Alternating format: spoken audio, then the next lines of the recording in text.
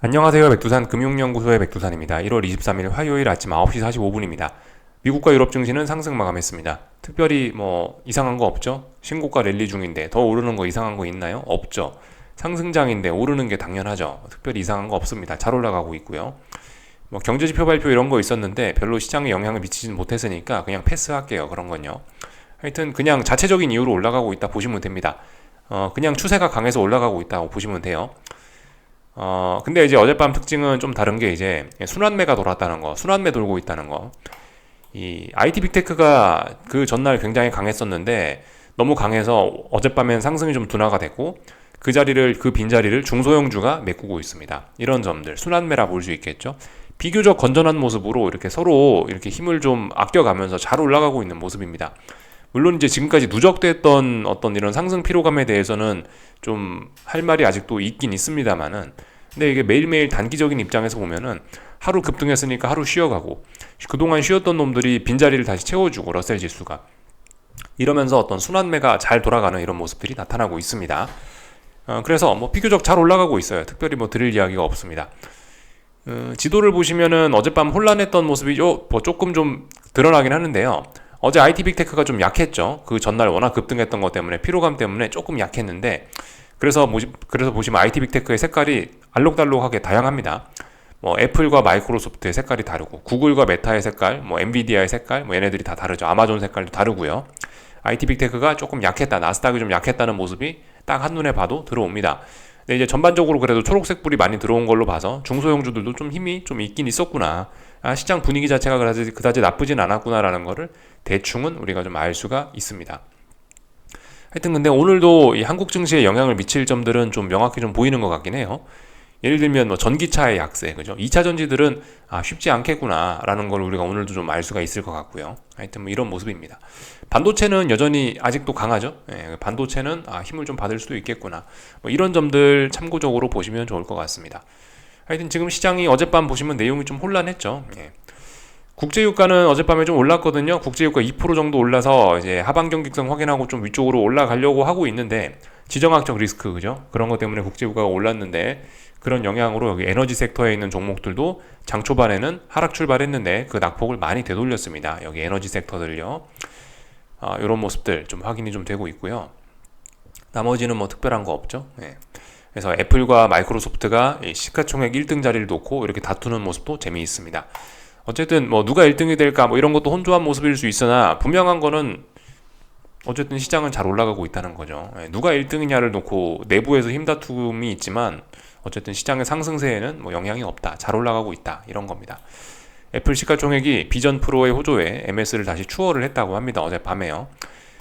근데 단기적인 측면에서 봤을 때는 아직도 수급적인 측면에서는 마이크로소프트가 훨씬 좋습니다. 마이크로소프트는 신고가의 영역이고 애플은 이제 위에 고점이 있기 때문에 상승이 좀 둔화될 수도 있어요.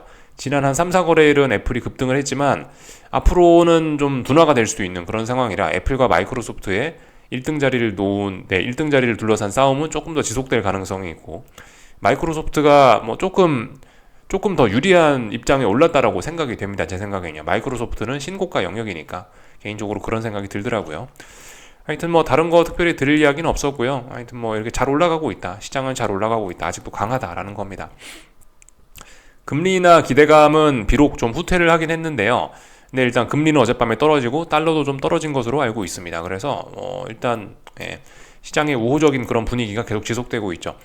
원래 이제 한동안 기존 추세라고 제가 그냥 뭉뚱그려서 말씀드리던 거 주식이 올라가고 금리가 떨어지고 달러가 떨어지던 이 금리나 기대감을 바탕으로 해서 이렇게 움직이던 이게 물론 지금은 깨져 있긴 합니다. 금리가 다시 올라가고 달러가 다시 올라가는 그런 금리와 달러의 하락 추세가 깨졌기 때문에 기존 추세 자체는 일단 깨졌다라고 볼 수 있긴 있는데 근데 여전히 이런 그 자산들 간의 이런 연관성은 유효합니다. 그래서 어젯밤에 주식이 올라가면서 금리가 떨어지고 달러가 떨어지는 모습을 확인을 했죠. 사실 꼬리는 이제 굳이 따져보자면 꼬리는 주식시장이고 몸통은 이제 금리와 채권이 금리와 달러가 될 텐데 이 꼬리가 몸통을 흔드는 듯한 느낌을 좀 받긴 했어요. 주식시장이 워낙 이제 강하게 어떤 자기의 정체성을 강한 어떤 자기의 힘을 드러내고 있다 보니까 그 영향으로 이제 금리와 달러가 좀 떨어진다라는 인상을 좀 예, 그런 인상을 좀 받긴 했는데 하여튼 어젯밤에 그래서 주식이 올라가면서 금리와 달러가 떨어지는 모습이 좀 나타난 것 같다. 이렇게 볼 수가 있겠습니다. 뭐 비록 금리나 기대감은 많이 좀 후퇴를 하긴 했지만은 그런 모습들이 눈에는 띈다. 어떤 투기적인 측면 때문에 그런 것 같다. 그래서 금리와 달러는 더 올라가려고 하는 그런 모습들도 좀 보이긴 합니다. 그래서 뭐 전반적인 내용들 일단 쭉 봤고요. 하여튼 잘 올라가고 있습니다. 특별히 이상한 거 없고 굉장히 주식시장에 우호적인 그런 모습입니다. 제가 말씀드렸다시피 시장이 우리한테 숙제를 줬다라고 말씀드렸는데요. 그래서 고민해봐야 된다라고 말씀드렸는데 아직도 이제 이 시장 참가자들 사이에서 하여튼 좀 높으신 분들 사이에서도 좀 여러 가지 좀 고민이 좀 많은 자리이긴 합니다. 어젯밤에 이제 재밌는 기사들이 나와서 좀 여러분들과 같이 볼까 하는데 이 시장이 내준 숙제 해결에 좀 도움이 되려는지 모르겠습니다. 어제 제가 어떤 QT와 유동성과 관련해서 QT를 어떻게 해야 되냐 그런 이슈를 좀 말씀을 좀 드린 게 있는데 빌그로스 아저씨라고 채권왕 아저씨가 있는데 이 아저씨가 나와서 이런 이야기를 했다라고 합니다. 제가 어제 채권의 입장에서 유동성의 입장에서 좀 설명드린 거 있죠? 그 부분입니다. QT를 중단하고 금리도 빨리 내려야 된다라고 이야기를 하고 있습니다. 이분은요. 채권쟁이 아저씨는 이렇게 이야기하고 있어요. 왜냐하면 유동성이 이제 급격하게 QT 때문에 빨려갖고 세상 위기에 빠질 수 있기 때문에 이렇게 이야기를 한 겁니다.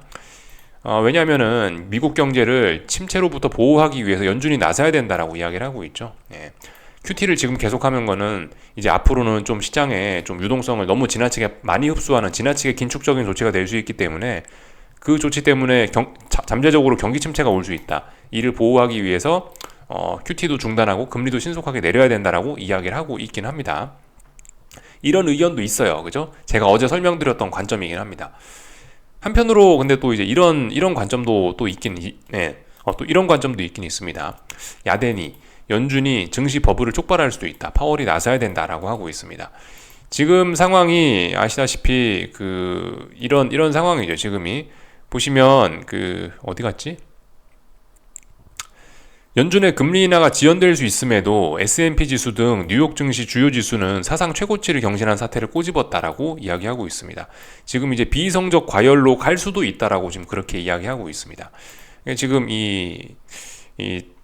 굉장히 좀 애매한 그런 순간이죠, 그죠? 그러니까 애매한 순간이라기보다는 굉장히 어떤 결정적인 그런 순간이 될 수 있습니다.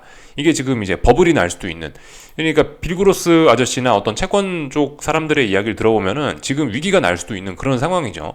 그렇다라고 해서 이제 채권 쪽에서 하는 이야기대로 QT를 중단하고 금리를 빨리빨리 내려버리면 어떻게 된다? 그렇게 되면 또 여기서도 이제 증시 버블이 또 촉발할 수도 있다. 지금 상황을 봐라. 금리나 기대감이 박살 났는데도 불구하고 지금 증시는 잘 오르고 있다. 비이성적 과열이 나타날 수도 있다. 이겁니다. 그러니까 지금 정책 그대로 가서 인플레와 싸움을 잡고 있다라고 한다면은 이제 경기 침체의 잠재적인 위험이 좀 있는 부담스러운 상황이고 그렇다라고 해서 여기서 QT를 중단시키고 어떤 채권 시장의 이야기대로 좀 완화를 해버리면 어떻게 돼요? 그렇게 되면 또 증시 버블이 날 수도 있고 야데니 아저씨 이야기대로 건전한 상승이 아니고 증시 버블이라면은 이거는 이제 대가를 크게 치를 수도 있는 그런 거겠죠. 지금 굉장히 좀 결정적인 그런 때입니다. 여기서 이제 아직 고민을 하고 있는 과정 중이라고 저는 생각을 해요. 아직까지 지금 시장이. 여기서 진짜 어떤 큰 버블이 생겨버릴 수도 있고 진짜 큰 상승장이 생겨버릴 수도 있고 아니면 여기서 이제 금리나 마지막이 제일 위험하다라 말씀드리고 있죠. 장단기 금리도 정상화되고 있고 지금 가장 위험한 순간일 수도 있고 저는 아직 여기서 이제 숙제에 대한 답을 아직 제시를 못하고 있는데 아직 숙제를 제출하지 못하고 있는데 저렇게 유명하신 분들 사이에서도 지금 이런저런 이런 이야기들이 좀 나오고 있는 게 하여튼 그만큼 시장이 아직 좀 혼란한 그런 구간에 와 있다라고 생각이 됩니다. 도움이 좀 되시려나 모르겠는데 여러분들 어떤 숙제 해결에 도움이 되시려나 모르겠는데 하여튼 지금 이런 어떤 상황 파악을 하는 데는 조금 좀 도움이 되는 상반된 뉴스라고 봐야 되나요? 하여튼 좀 그런 것들이 보여서 좀 보여드려 봤습니다. 그래서 어제 있었던 일들 좀 간단하게 좀 이야기를 해드려 봤고 어젯밤에 어제 영상에서 이야기를 했었어야 되는데 깜빡하고 이야기 안 한 게 있죠. 중국이 이제 금리를 동결했습니다. 아시다시피 중국은 요즘에 경제가 어렵다 하고 있습니다. 경제가 어려우면 부양책을 좀 써주는 거에 대한 어떤 부양책에 대한 기대감이 좀 있기 마련인데 근데 계속해서 금리를 동결하고 있다라고 합니다. 글쎄요, 이게 왜 그런지는 잘 모르겠습니다만 위안화 환율 방어와 금융시장 안정화를 위한 조치로 풀이가 된다라고 되어 있네요. 하여튼 그래서 동결을 했다라고 합니다. 그래서 그래서 어제 중국 증시는 급락을 했죠. 그러니까 시장이 금리 인하 기대감을 갖고 있었는데 경제가 안 좋으니까 부양책 좀 써라. 금리 인하 기대감을 갖고 있었는데 동결을 하니까 그에 대한 실망감으로 어제 중국 증시가 하락했다라고 이렇게 언론에서는 보고 있습니다. 근데 뭐 저도 이런 생각에 좀 동의하는 바예요. 이쯤 되면 금리 인하 할 만해요, 솔직히. 근데 이제 금리 인하 하지 않고 있다. 이런 점이 실망감으로 작용했을 수 있을 것 같다. 하여튼 중국 증시는 그죠? 어젯밤에 어제 하락하고 이러면서 계속해서 지금 바닥을 확인하지 못하고 있습니다. 잘 빠지고 있습니다. 참고적으로 알아놓으시면 될 것 같고요. 나머지는 뭐 특별한 거 없는 것 같습니다. 다 봤고요. 그래서 그냥 뭐 잘 올라가고 있죠. 뭐 어젯밤 뭐 나스닥 음봉이 좀 나왔다. 의미 없습니다. 이런 거 잘 올라가고 있는 거예요. 속도 조절해가면서 잘 올라가고 있습니다. 상승이 굳어지고 있는 그런 모습입니다. 하지만 제가 어젯밤에도 뭐 어떤 이런 말씀들을 좀 드렸던 점이 있는데 이 지금의 어떤 이런 상승들이 여전히 뭐 엄청난 오버슈팅일 수도 있죠. 네. 무슨 오버슈팅이 일주일, 2주일씩 계속되냐라고 뭐 그렇게 물어보실 수도 있는데 사실 원달러 환율에서 좀 그런 어떤 오버슈팅, 언더슈팅의 사례들이 좀 잘 드러난다라고 생각해요. 지나고 나서 보니까 이 보시면 원달러 환율입니다. 우리 맨날 많이 보던 그 환율이에요. 대략적으로 이 정도 선이 지금 적정한 선이라고 지금 환율이 움직이고 있는 것 같지 않습니까? 선을 그어놓으니까.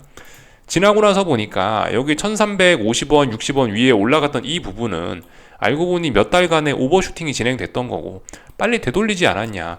물론 이제 이때는 워낙 뭐 기간이 길었으니까 뭐 특별한 이야기를 안 했을 수 있긴 있는데 어쨌든 지나고 나서 보니까 이거 다 오버슈팅 아니었냐. 미국 증시도 뭐 이렇게 될 수도 있다라는 겁니다. 또 그리고 언더슈팅도 이런 사례들도 있죠. 언더슈팅이 막 일주일씩, 2주일씩 계속돼요. 그러나 금방 되돌리잖아요. 이렇게 보죠. 예. 이렇게 보시다시피. 그래서 이게 물론 뭐 어떤 정석적인 뭐 그런 기술적인 분석에서 뭐 오버슈팅이다, 언더슈팅이다 그런 거는 슈팅은 통상적으로 이렇게 1, 2거래일 올랐다가 확 되돌리는 이런 거를 이제 오버슈팅 뭐 어떤 이런 식으로 단기적인 측면에서 슈팅을 이야기하는 게 많긴 그런 게 보편적이긴 한데 사실 지나고 나서 보면 이런 사례들이 좀 제법 많이 있을 수 있습니다. 그래서 이런 것들도 좀 염두는 해놔야 될 필요가 있을 것 같아요. 근데 어쨌든 미국 증시는 단기적으로 봤을 때 지금 굉장히 잘 굳히기 들어가고 있는 겁니다. 어떤 상승 추세의 전환을 만들어냈고 몇 년간의 고점을 돌파한 차에서 미국 증시는 상승 추세로 전환을 이끌어냈고 이렇게 지금 이 위에서 잘 매수세가 나타나면서 잘 버티고 있는 것은 어떤 그런 상승 추세 굳히기라고 볼 수 있습니다. 물론 근데 제가 좀 전에 원달러 환율 보여드렸던 것처럼 이렇게 신나게 잘 올랐던 단기적으로는 건전해 보였던 이런 모습들이 지나고 나서 보니까 다 오버슈팅이었구나 라고 이렇게 뒤늦게 그렇게 인정이 되는 경우도 있으니 그죠? 제가 그러면서 지금 여러 가지 재료들 보여드렸잖아요. 뭐 야데니가 뭐 증시 버블이 날 수도 있다라고 뭐 이야기한 것도 보여드렸고 빌그로스 아저씨가 뭐 지금 이제 뭐 경기 침체를 막기 위해 뭐 어떤 좀 완화적인 조치를 취해야 된다라는 것도 보여드렸고 그러니까 지금 이런 상황이 이게 좀 큰 버블이 되면서 지금 어쨌든 이런 것들이 오버슈팅으로 인식될 수 있는 그런 가능성들도 있는 때다. 하여튼 이런 이야기를 좀 드리고 싶었던 겁니다. 다 말씀드린 것 같아요. 그래서 미국 증시 할 말 없습니다. 잘 올라가고 있어요.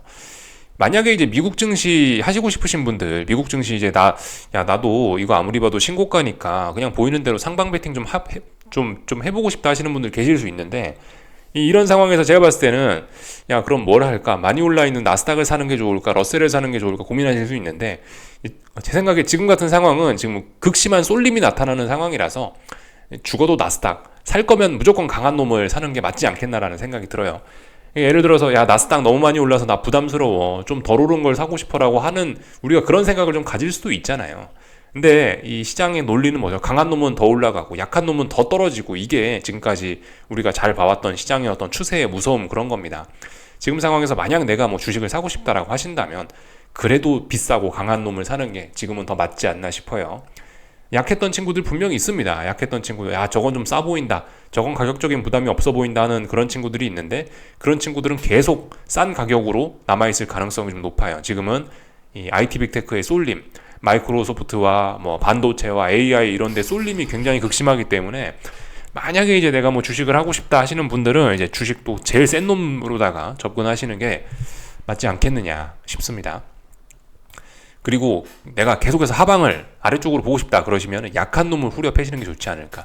미국을 후려 패시는 거는 좀 현실적으로 좀 지금은 어려워 보이고요. 당분간은. 뭐 후려칠 거면 뭐 한국이나 중국이나 이런 약한 놈들을 후려치는 게 맞지 않겠냐.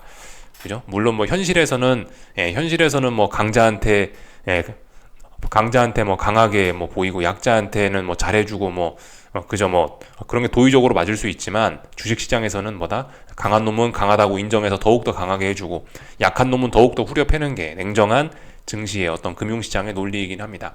도의적인 그런 건 잊어야 되는 거고 그렇습니다. 지금 롱숏 전략 강한 놈을 롱 하셔야 되는 거고 약한 놈을 숏하는 게 지금 증시에서 딱 맞지 않겠냐 싶습니다. 그게 정석적이기도 하고요. 다 말씀드렸고요. 어젯밤에 이제 그래서 금리는 떨어졌다. 예. 그래서 지금 보시면은 이게 어젯밤 금리가 이거 이제 채권 선물인데요. 그 혼란스러울 수 있으니 금리 차트 띄워놓고 말씀을 드려보겠습니다. 금리는 지금 떨어지고 싶은 생각이 좀 많이 있는 것 같아요. 금리는요. 금리의 상승이 이제 주식시장 때문에라도 지금 좀 주춤하고 다시 금리가 떨어지고 싶은 생각이 좀 있는 것 같습니다. 10년 기준으로 좀 보자면은 보시면 지금 이제 지난 2거래일간 어떤 저항을 이렇게 확인을 했습니다. 그래서 어젯밤은 만약에 이제 상승하고 싶었다면은 어젯밤은 매수세를 확인하고 여기서 양봉을 보여주는 게 맞다라고 봤거든요. 근데 어젯밤에 장 초반부터 일단은 뭐 하락 출발했고 그렇게 해서 뭐 물론 장중에 좀 아랫꼬리를 달았지만 하여튼 분명한 건 금리가 떨어졌다라는 겁니다. 그래서 일단 그 금리 상승 베팅했던 거는 청산했다. 수익 내고 그냥 청산했습니다. 단타하기 때문에 그냥 이제 빨리빨리 그 가야 될 때 못 가면 빨리빨리 청산했어요. 가야 될 때 못 갔기 때문에 어젯밤에 청산했어요. 물론 아직까지는 금리가 지켜야 될 자리는 지키고 있습니다. 금리가 아직까지 상승은 맞고요. 아직까지 상승은 맞고 지켜야 될 자리는 지키고 있는데 근데 이게 지켜야 될 자리를 지금 잘 못 지킬 것 같은 그런 모습이라서 그냥 뭐 청산했어요. 못 가니까 청산했습니다. 생각보다 약하구나라는 걸 봐서 빨리 청산했어요. 여기서 지금 분위기상으로는 다시 금리가 좀 아래쪽으로 좀 떨어질 수도 있을 것 같습니다. 좀 잘 봐야 될 것 같아요. 지금 상승이 어느 정도 좀 일단락 되지 않았나 싶어요. 지금 여기서 매도세가 좀 제법 강하더라고요. 금리가. 그래서 일단 청산했다. 물론 아직까지 어떤 중요한 지지선 여기를 붕괴시키면은 이제 조정 이상에 여기를 붕괴시키면 이제 가격 조정이 본격적으로 시작되는 건데 어제 뭐 별로 보시면 지지력이 잘 보이지가 않아가지고 그래서 일단 금리는 좀 약할 것 같다. 금리는 조금 좀 떨어지려고 하는 것 같다. 뭐 그 정도 봤고요. 달러도 어젯밤에 뭐 좀 약했죠. 뭐 결과적으로 아침에 일어나니까 양봉으로 마감하긴 했는데 하여튼 달러도 별 힘은 없습니다. 근데 달러는 최소한 지지력은 보여줬죠. 지켜야 될 자리는 일단 지키고 있으니까 위쪽으로 올라가는 힘이 조금 좀 있긴 있는 것 같습니다. 뭐 이 정도 그냥 간단하게 볼게요. 유럽 증시 올랐죠? 유럽 증시 올라갔고 천천히 잘 올라가고 있습니다. 물론 이제 위쪽에 저항들이 있기 때문에 얘네 같은 경우는 이제 반등시 매도 전략 여전히 유효하나 미국 증시가 워낙 강해가지고 좀 하여튼 일단 뭐 드릴 이야기는 없네요. 이 정도 뭐 보면 될 것 같습니다. 다 봤죠? 마이크로소프트가 강하다고요. 마이크로소프트는 신고가의 영역이고 애플은 뭐 보시다시피 지가 올라봐야 아직까지는 반등의 영역입니다. 위쪽에 저항이 무겁죠. 무거운 자리가 있어요. 그래서 마이크로소프트가 조금 더 단기적으로 조정만 끝나면 지금 상승이 좀 둔화가 됐는데 만약에 뭐 조금 뭐 조정 내려왔다 다시 올라간다라고 하면 상승 탄력은 앞으로 마이크로소프트가 좀 더 좋을 것 같다. 이 정도 이야기 드렸죠. 변동성 지수는 보시면은 이렇게 하락하고 있죠. 시장이 안정화되는 그런 모습입니다. 상승하고 싶었으면 어제쯤 상승해 주는 게 맞을 것 같았는데 어제도 하락을 하면서 시장은 많이 안정화되고 있죠.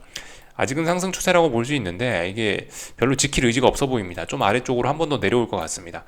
그러나 여전히 이런 아래쪽 이런 자리들은 어떤 부담스러운 어떤 지지력이 있는 자리이기 때문에 그죠? 시장을 지금 무작정 신고가라고 좋게 보기도 좀 어렵지 않나 그런 생각이 좀 있긴 있습니다. 좀 주의를 해야 될 것 같긴 해요.